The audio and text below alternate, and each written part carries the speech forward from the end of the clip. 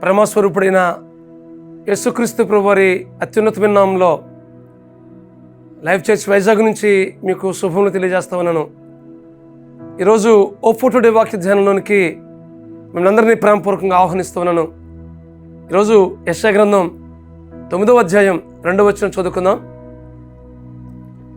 యెషయా గ్రంథం 9వ అధ్యాయం 2వ వచనం చదువుకుందాం. చీకట్లో నడుచు జనులు గొప్ప వెలుగును చూచుచున్నారు.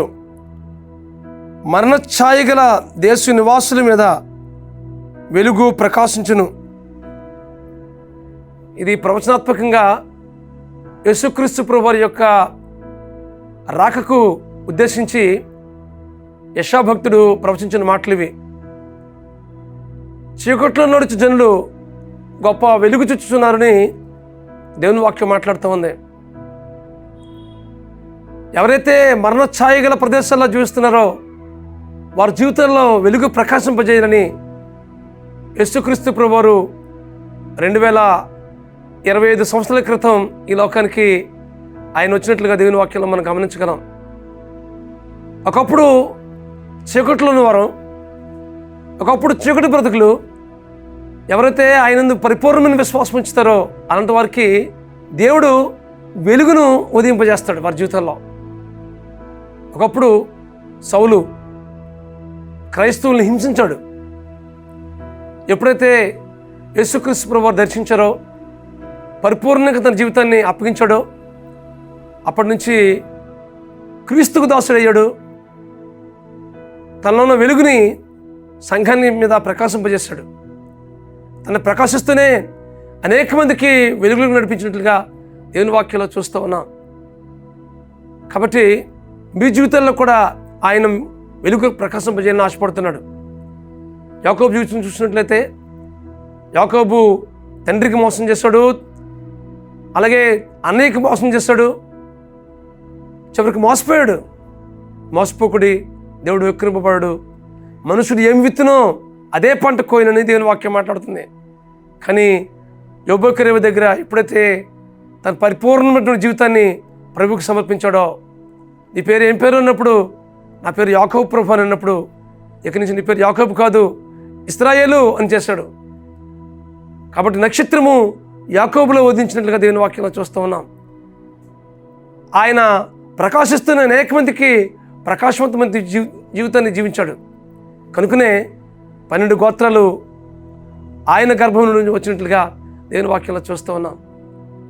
కాబట్టి వాక్యం ఉంటుంది మీ జీవితంలో. ఒకప్పుడు చీకటి బ్రతుకేమో మీ జీవితంలో వెలుగు నింపాలని ఆశపడుతున్నాడు. ఇంకా చీకటి బ్రతుకులు బ్రతుకుతున్నారా?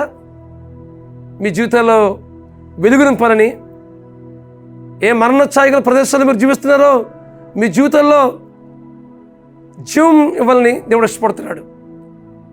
మృతతుల్యమైనటువంటి మీ బ్రతుకుల్లో ఆయన జీవాన్ని నింపాలని ఆయన ఇష్టపడుతున్నాడు. అయితే పరిపూర్ణంగా మన జీవితాన్ని సమర్పించుకుందాం. మన జీవితాన్ని ప్రభువుకు అప్పగిద్దాం. ఇదిగో ప్రభు, నా జీవితాన్ని మీ అధికారానికి, మీ ఏలుబడికి సమర్పిస్తున్నాను ప్రభు. ఇంకా గతంలో అయితే నేను చీకట్లో ఉన్నాను ప్రభు, ఇప్పుడైతే మీ వెలుగులోనికి నడవాలని ఆశపడుతున్నాను ప్రభు అని మీరు ఇష్టపడినట్లయితే మీ జీవిత కాలమంతా ఆయన సన్నిధి కాంతిని ప్రకాశింపజేసి మీ హృదయంలో నింపాలని ఆశపడుతున్నాడు. ఆయన సన్నిధి కాంతిని మీద ప్రకాశింపజేసి మీకు తోడుగా ఉండి నడిపించాలని ఇష్టపడుతున్నాడు. అటు కృప పరిశుద్ధాత్మ దేవుడు మీకు అనుగ్రహించి నడిపించిన గాక. ప్రార్థన చేసుకుందాం. బ్రహ్మస్వరూపుడా, మహాకృపగల మా తండ్రి,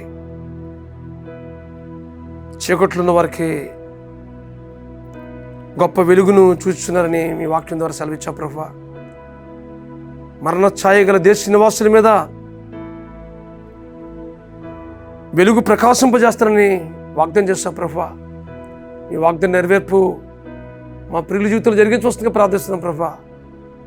ఏ మరణ ఛాయలు మా ప్రియుల జీవితంలో నెలకొన్నాయో, ఏ చీకటి జీవితం వీరి జీవితంలో అలుముకున్నాయో వాటన్నిటి నుంచి విడిపించి మీరు మహిమ పొందమని, మీ సన్నిధి కాంతిని వీళ్ళలో ప్రకాశింపజేసి వీరి జీవితం ద్వారా మీరు మహిమ పొందమని మా ప్రభువును మా రక్షకుడినైనా యేసుక్రీస్తు నామములో ప్రార్థించి పెడుకుంటున్నాం మా పరమ తండ్రి.